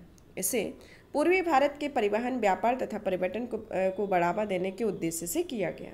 इससे संदर्भित तथ्य में आता है कि जलमार्ग विकास प्राधिकरण के विकास में पश्चिम बंगाल में हल्दिया मल्टी मॉडल टर्मिनल का उद्घाटन किया गया है तथा इस मल्टी मॉडल टर्मिनल की माल ढुलाई लगभग 3 मिलियन मीट्रिक टन थी। गुवाहाटी में पूर्वोत्तर के लिए समुद्री कौशल विकास केंद्र का उद्घाटन तथा गुवाहाटी में अवशिष्ट पांडु टर्मिनल में जहाज मरम्मत सुविधा और एक एलिवेटेड रोड के निर्माण के लिए आधारशिला रखी गई है। जलमार्ग विकास परियोजना के बारे में, इसकी कार्यान्वयन एजेंसी पर्यटन परिवहन जलमार्ग मंत्रालय है। इसे विश्व बैंक के सहयोग से भारतीय अंतर्देशीय जलमार्ग प्राधिकरण गठित किया गया। इसका उद्देश्य 1500 से 2000 टन वाले जहाज़ों के नेविगेशन के लिए वाराणसी से हल्दिया तक के बीच जलमार्ग निर्माण करना है तथा इसकी अन्य विशेषताओं में इसे 1986 में IWAI भारतीय अंतर्देशीय जलमार्ग प्राधिकरण के द्वारा गठित किया गया है तथा जिसका मुख्य रूप से नौवहन नेविगेशन के उद्देश्य से अंतर्देशीय जलमार्गों के विकास और विनिमय हेतु विकसित किया गया है। इसके संदर्भ में भारत में 13 नेशनल वाटरवेज नाव ऑपरेशन चल रहे हैं, जिसमें पहला, दूसरा, तीसरा सभी को दिखाया गया है। फर्स्ट, सेकंड, थर्ड ए यहाँ पर है वेस्ट कोस्ट कैनाल, चौथा, इस तरीके से इन सभी को दिखाया गया है, जिसको इस ग्राफ में बताया गया है कि किस नदी पे कौन सा रिवर बना हुआ है, जलमार्ग बना हुआ है, उसके बारे में बताया गया। राष्ट्रीय जलमार्ग अधिनियम 2016 के तहत 111 राष्ट्रीय जलमार्ग घोषित किए गए हैं। इनमें से नदी में 17,980 किलोमीटर और नहरों में 2,256 किलोमीटर जल क्षेत्र का उपयोग मशीनीकृत नौकाओं के द्वारा किया जा रहा है। भारत में कुल परिवहन में अंतर्देशीय जलमार्ग की हिस्सेदारी केवल 0.5% है। हालांकि अन्य देशों में कुल परिवहन के सापेक्ष अंतर्देशीय जलमार्ग की हिस्सेदारी भारत से बेहतर। उदाहरण के लिए नीदरलैंड में 42%, चीन में 8.7% और USA में 8.3% और यूरोप में 7% है। अंतर्देशीय जलमार्ग के लाभ कौन कौन से हैं? जैसे कि पूंजी बचत होती है, परिवहन लागत बचत होती है, पर्यावरण के अनुकूल होती है और क्षेत्रीय व्यापार में वृद्धि होती है। अन्य लाभों में आते हैं कि यह रोजगार और व्यवसायों के अवसरों के रूप में आर्थिक अवसरों में वृद्धि करते हैं तथा नदी के दोनों किनारों पर परिवहन कायाकल्पों के माध्यम से स्थानीय समुदायों की पहुंच में वृद्धि होती है। इसके संदर्भ में चुनौतियां जैसे निवेश का निम्न स्तर, सहायक सुविधाओं के विकास की उच्च लागत, IWT से जुड़े निवेश को उच्च जोखिम वाला निवेश मानना, तकनीकी चुनौतियां हैं जिसमें आगे की राह में देखते हैं कि नौवहन संबंधी बुनियादी ढांचे की स्थापना करनी चाहिए, प्रकृति के साथ कार्य करना है तथा नीति आयोग से अपनी कार्य योजना में अंतर्देशीय जलमार्गों, कनेक्टिविटी और दक्षता को बढ़ाने की सिफारिश करना। इसके लिए कुछ प्रावधान दिए गए हैं जो एक निम्न प्रावधान है। फिर आता है इसके बाद यहाँ पर ये अंतर्देशीय जलमार्ग प्राधिकरण फिनिश होता है। अब इसका नेक्स्ट टॉपिक आता है तकनीकी वस्त्र के बारे में, टेक्निकल टेक्सटाइल। हाल ही में वस्त्र मंत्रालय ने राष्ट्रीय तकनीकी वस्त्र मिशन नामक फ्लैगशिप कार्यक्रम को 2 दिशा निर्देश जारी किए। इसके अंतर्गत आता है कि दिशा निर्देश के बारे में कि यह जारी किए गए हैं, जिसमें पहला आता है निजी और सार्वजनिक अकादमी संस्थाओं में वस्त्रों को सक्षम बनाने के लिए दिशा निर्देश देना। दूसरा, तकनीकी वस्त्रों में इंटर्नशिप समर्थन के लिए अनुदान हेतु सामान्य निर्देश दिए जाना है।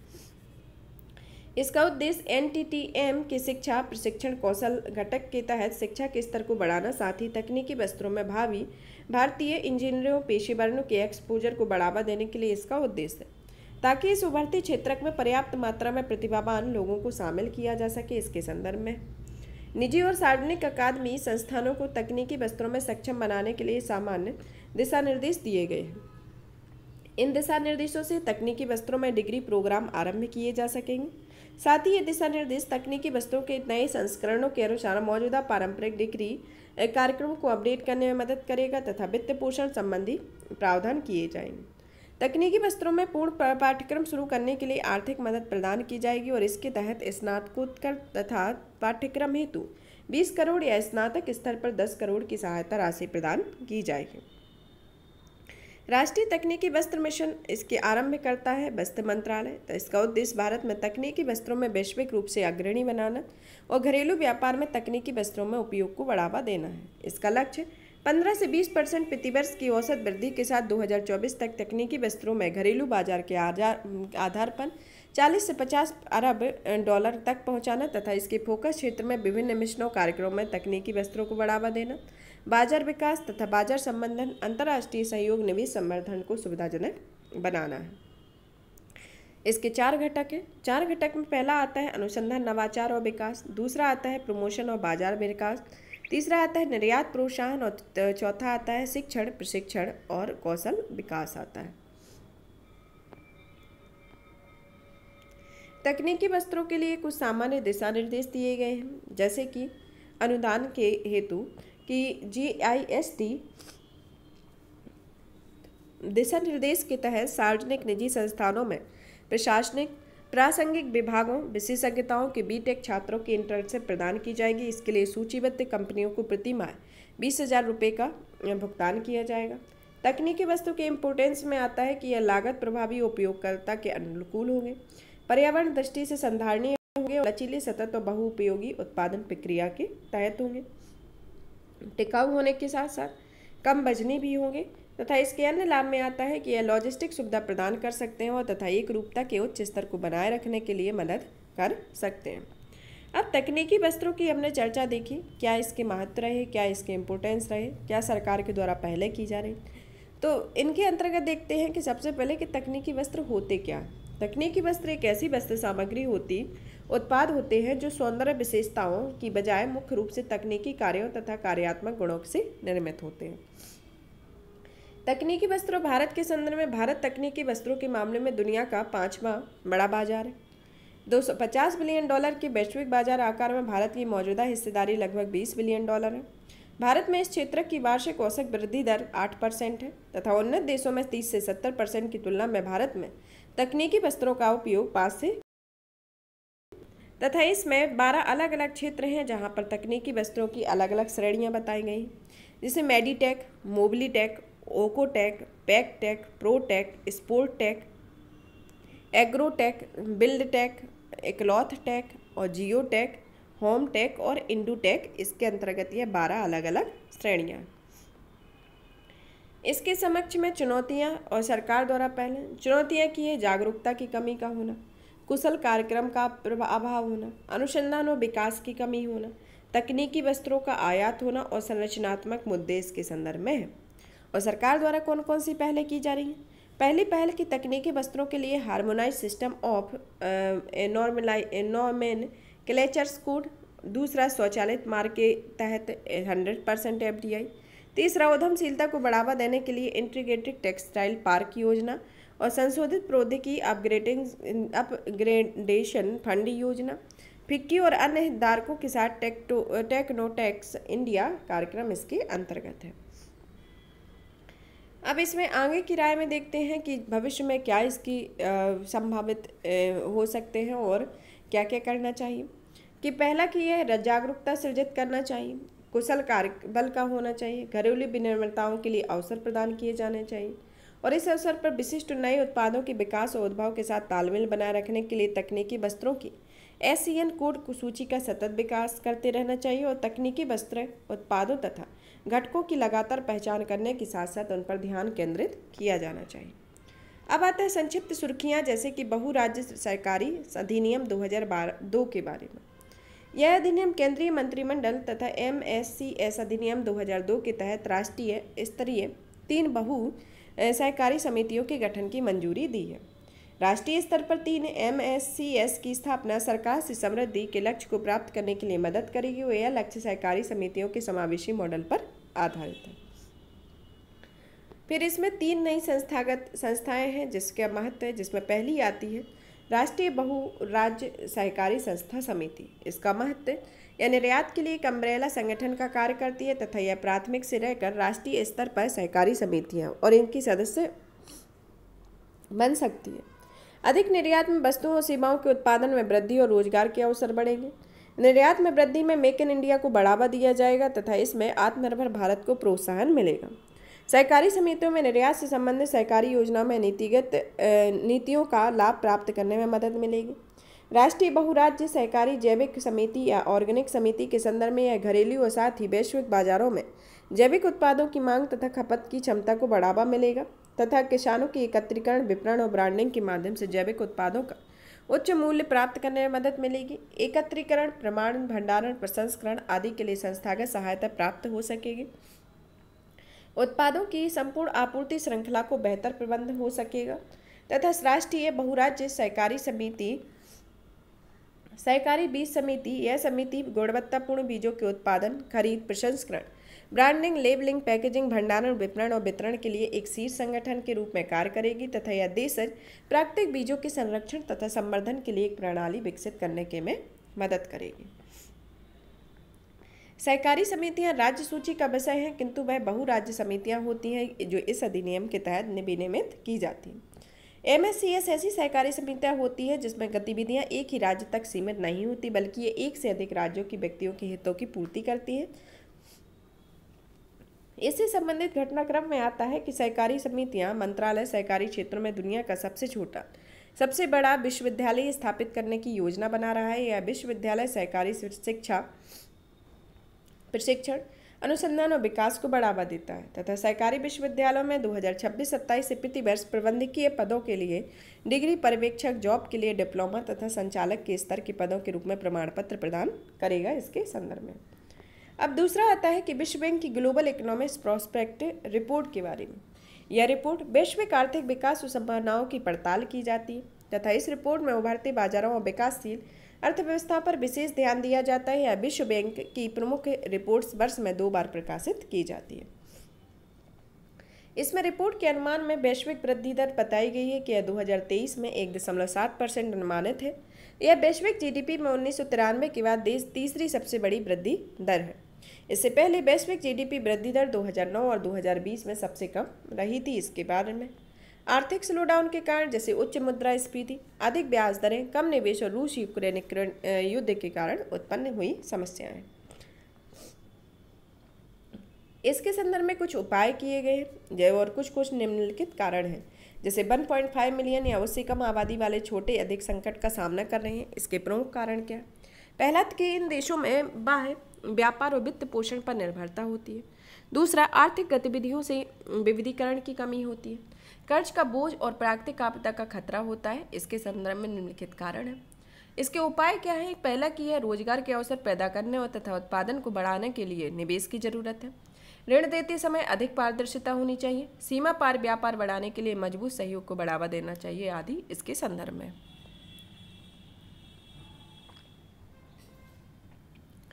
अब आता है world economic situation and prosperity report 2023 के बारे में। यह रिपोर्ट संयुक्त राष्ट्र के आर्थिक और सामाजिक मामले मंत्रालय विभाग के द्वारा व्यापार और विकास को संयुक्त राष्ट्र सम्मेलन तथा 5 संयुक्त राष्ट्र क्षेत्रीय आर्थिक सहयोग के माध्यम से मिलकर तैयार की जाती है। इसके प्रमुख निष्कर्ष में आता है कि यह कोविड-19 और रूस यूक्रेन युद्ध में 2022 में वैश्विक बुरी तरह से प्रभावित हुआ है। वैश्विक उत्पादन वृद्धि में 2022 में अनुमानित 3.0% से घटकर 2023 में 1.9% रहने का अनुपात है।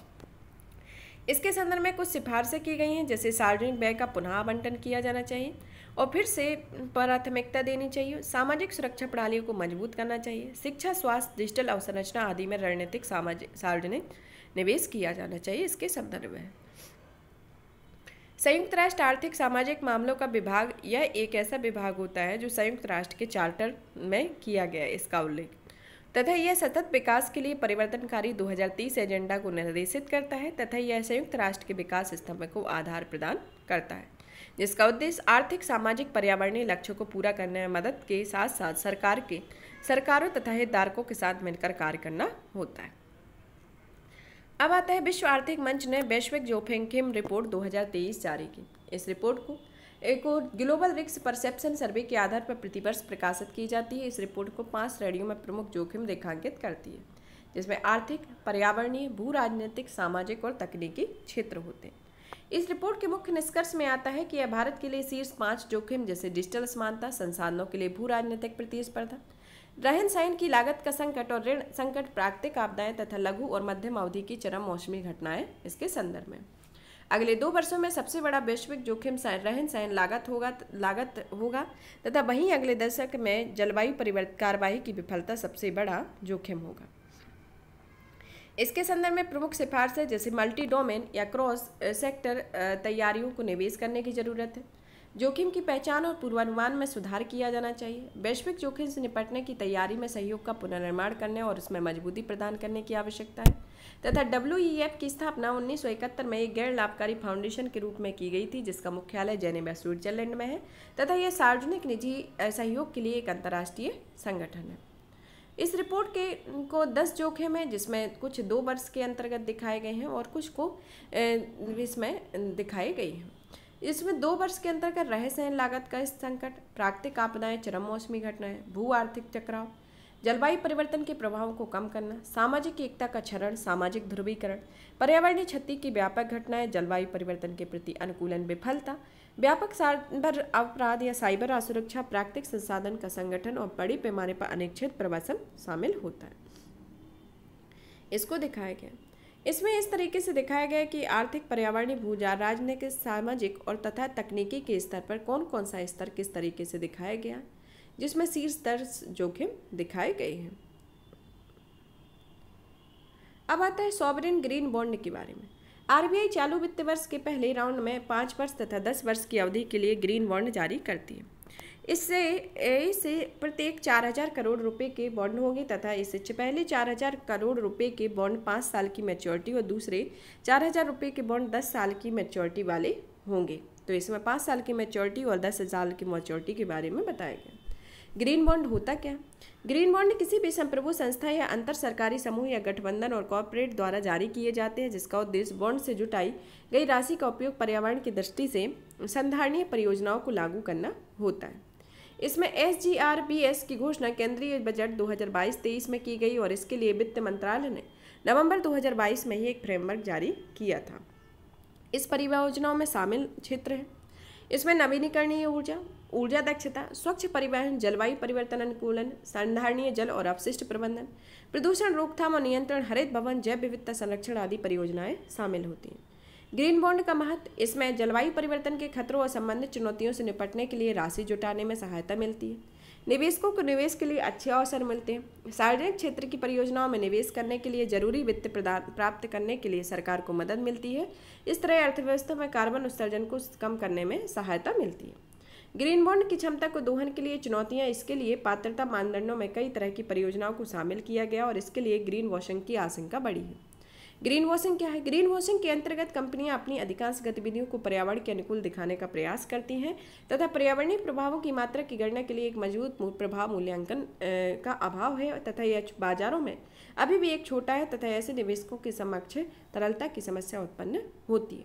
आरबीआई के द्वारा इसके लिए कुछ विशेषताएं दी गई हैं, जैसे कि पहली की समान मूल्य नीलामी, दूसरा ये बॉन्ड रेपो या वैधानिक तरलता अनुपात के उद्देश्यों के लिए पात्र होंगे, तीसरा यह व्यापक द्वितीय बाजार में भी किया जा सकेगा तथा इसे अनिवासी भारतीयों द्वारा सरकारी प्रतिभूतियों में निवेश के लिए निर्धारित प्रतिभूतियों के रूप में नामित किया जाएगा। इसके संदर्भ में अब आता है प्रणालीगत रूप से महत्वपूर्ण घरेलू बैंक के बारे में। भारतीय रिजर्व बैंक ने स्पष्ट किया है कि RBI, ICICI bank, HDFC bank प्रणालीगत रूप से महत्वपूर्ण घरेलू बैंक बने रहेंगे। डीएसआईबी परस्पर संबद्ध संस्थाएं होती हैं और इनकी विफलता पूरी वित्तीय प्रणाली को प्रभावित कर सकती है और अस्थिरता पैदा करती है और इस कारण इन्हें असफल वह नहीं होने दिया जा सकता है। डीएसआईबीज की अवधारणा 2008 के वित्तीय संकट के बाद बनाया गया था तथा इसका दर्जा अग्रलिखित आधारों पर किया गया है। उसका आधार है कि उसका आकार, उसकी अंतर संबद्धता, उनका विकल्प या वित्तीय संस्थान और संरचना और आसानी से उपलब्ध न होना, जटिलता इसके संदर्भ में दिया गया। आरबीआई को पहली बार 2014 में डीएसआईबी की रूपरेखा के रूप में जारी की गई थी तथा यह रूपरेखा 2015 में तथा आरबीआई को डीएसआईबीज के रूप में नामित बैंकों के नामों का खुलासा करना होता है और इन बैंकों को उनके प्रणालीगत महत्वपूर्ण स्कोर के आधार पर उपयुक्त श्रेणी में रखा जाता है। इसके संदर्भ में होने वाले लाभों में आता है कि यह वित्तीय संकट में सरकारी सहायता प्राप्त होती है, साथ ही देश में केंद्रीय बैंक द्वारा इसका गहन परीक्षण और विनिमय किया जाता है। अब आता है उत्कर्ष 2.0 के बारे में। उत्कर्ष 2.0 भारतीय रिजर्व बैंक की मध्यम अवधि की कार्यनीति रूपरेखा उत्कर्ष 2.0 लॉन्च की गई है। इसे वित्त वर्ष 2023-24 की अवधि के लिए, इसे 2023-25 के लिए जारी किया गया। इसकी पहली कार्यनीति उत्कर्ष 2022 को समयावधि 2019 से 22 थी और जो अभी प्रेजेंट में है उत्कर्ष 2.0 इसे 2023 से 2025 के लिए जारी किया गया। उत्कर्ष 2.0 में निम्नलिखित विजन निर्धारित किए गए हैं जिसमें आरबीआई का मार्गदर्शन करेंगे, जिसके अंतर्गत पहला आता है अपने कार्यों में निष्पादन में उत्कृष्टता, दूसरा आरबीआई पर नागरिकों व संस्थानों पर मजबूत विश्वास, तीसरा राष्ट्रीय अंतर्राष्ट्रीय भूमिकाओं से संबंधित प्रासंगिकता में महत्व में वृद्धि, चौथा पारदर्शी, उत्तरदायी तथा नैतिकता से प्रेरित आंतरिक गवर्नेंस, पांचवा सर्वश्रेष्ठ और पर्यावरण अनुकूलन डिजिटल तथा भौतिक आधारभूत संरचना, और फिर आता है नवोन्वेषी, क्रियाशील और कुशल मानव संसाधन आते हैं। अब आता है T+1 स्टेटमेंट के बारे में या निपटान प्रणाली के बारे में। यह निपटान प्रणाली भारत शीर्ष सूचीबद्ध प्रतिभूतियों में ट्रेड 1+ निपटान चक्र शुरू करने वाला दुनिया का दूसरा बड़ा देश बन गया है। भारत से पहले केवल चीन ने इस प्रणाली को अपनाया है और 2001 तक शेयर बाजार में साप्ताहिक समनिपटान प्रणाली प्रचलन में थी। इसके बाद T+3 और 2003 में T+2 निपटान प्रणाली प्रचलन में आई। T+1 के तहत व्यापार से संबंधित निपटान लेन देन पूरा करने के लिए 1 दिन या 24 घंटे के भीतर संपन्न करना होता है। T+1 के लाभ में यह निवेशकों के पास पर्याप्त तरलता होती है, धन और स्टॉक की तेजी से रोलिंग होती है, समाशोधन नियमों के लिए अनिर्णित व्यापार या एक्सपोजर को 50% कम करता है तथा व्यापार के जोखिम को कम करने में सिस्टम अवरुद्ध सूची पूंजी की मात्रा को कम करता है आदि। अब आता है world employment and social outlook trend 2023 report के बारे में। यह अंतर्राष्ट्रीय श्रम संगठन द्वारा जारी एक वार्षिक रिपोर्ट है और यह रिपोर्ट 2023-24 में श्रम बाजारों से संबंधित अनुमान प्रदान करती है, साथ ही यह श्रम उत्पादकता वृद्धि में आए रुझानों को भी सामने लाती है। रिपोर्ट के मुख्य निष्कर्ष में पहला आता है कि 2023 में वैश्विक रोजगार में केवल 1% की वृद्धि होगी। वैश्विक बेरोजगारी दर 5.8% रहने का अनुमान लगाया जाता है। उभरते भू राजनीतिक तनाव और महामारी से रिकवरी और आपूर्ति श्रृंखला में मौजूदा समस्याओं में श्रम बाजार में गिरावट के रुझान को बढ़ावा दिया जाएगा तथा 2022 में महिलाओं की श्रम भागीदारी 47.4% थी जो पुरुषों की 72.3% है। ILO एक संयुक्त राष्ट्र की एक विशेष एजेंसी है जिसे स्विट्जरलैंड जेनेवा में इसका मुख्यालय है तथा यह त्रिपक्षीय संयुक्त राष्ट्र एजेंसी है जो 187 सदस्य देशों की सरकारी नियोक्ताओं और श्रमिकों का एक मंच पर लाती है और इसका उद्देश्य विश्व की सभी महिलाओं और पुरुषों के लिए गरिमापूर्ण कार्य को बढ़ावा देने हेतु श्रम मानक बनाना होता है। अब आता है प्रज्वलता चैलेंज के बारे में। इसे ग्रामीण विकास मंत्रालय ने लॉन्च किया है। इसका उद्देश्य अर्थव्यवस्था को रूपांतरित करने वाले विचारों, समाधानों और कार्रवाइयों को आमंत्रित करना है। इसके तहत व्यक्तियों, सामाजिक उद्यमों, स्टार्टअप, निजी क्षेत्रों, सिविल सोसाइटी आदि से कई श्रेणियों में विचारों को आमंत्रित किया जाता है और इन श्रेणियों में शामिल है महिलाएं, समाज के हाशिए पर मौजूद वर्गों पर ध्यान देना, स्थानीयकृत मॉडल तथा लागत प्रभावी समाधान होता है। इसे दीनदयाल अंत्योदय योजना और राष्ट्रीय ग्रामीण आजीविका मिशन के तहत शुरू किया गया है। इसका उद्देश्य ग्रामीण गरीब परिवारों को स्वयं सहायता समूहों में संगठित करना और उन्हें दीर्घकालिक सहायता प्रदान करना और जिससे भी आजीविका में विविधता लाकर अपनी आय में सुधार कर सकेंगे। इसके संदर्भ में अब आता है वाहन स्क्रैपिंग के लिए नेशनल सिंगल विंडो सिस्टम के बारे में। सड़क परिवहन और राजमार्ग मंत्रालय ने सूचित किया है कि वॉलटरी व्हीकल प्लेट मॉडर्नाइजेशन प्रोग्राम के लिए NSWS के 11 राज्य केंद्र शासित प्रदेश शामिल हुए। इससे वाहन स्क्रैपिंग तंत्र में निजी निवेश को आकर्षित करने में मदद मिलेगी। इसके अंतर्गत 11 राज्य या केंद्र शासित प्रदेश आते हैं जिसमें गुजरात, उत्तर प्रदेश, कर्नाटक, आंध्र प्रदेश, उड़ीसा, मध्य प्रदेश, राजस्थान, असम, गोवा, उत्तराखंड और चंडीगढ़ आते हैं। वाहन स्क्रैपिंग पॉलिसी के उद्देश्य क्या है? इसका उद्देश्य पहला कि बिना वैध फिटनेस और पंजीकरण वाले लगभग 1 करोड़ वाहनों को स्क्रैप करके प्रदूषण को कम करना है, सड़क यात्री को वाहन सुरक्षा में सुधार करना, ऑटो क्षेत्रों में बिक्री को बढ़ावा देना तथा रोजगार प्रदान करना तथा ईंधन दक्षता में सुधार करना, वाहन मालिकों के लिए रखरखाव लागत कम करना, मौजूदा अनौपचारिक वाहन स्क्रैपिंग उद्योग को औपचारिक रूप देना, ऑटोमेटिक, स्टील और इलेक्ट्रॉनिक उद्योग के लिए कम लागत में कच्चे माल की उपलब्धता बढ़ावा देना होता है। इसकी मुख्य विशेषताओं में आता है कि इसमें निजी वाहनों को 20 साल बाद, वाणिज्यिक वाहनों में 15 साल पूरे होने पर फिटनेस टेस्ट करने का प्रावधान किया गया है।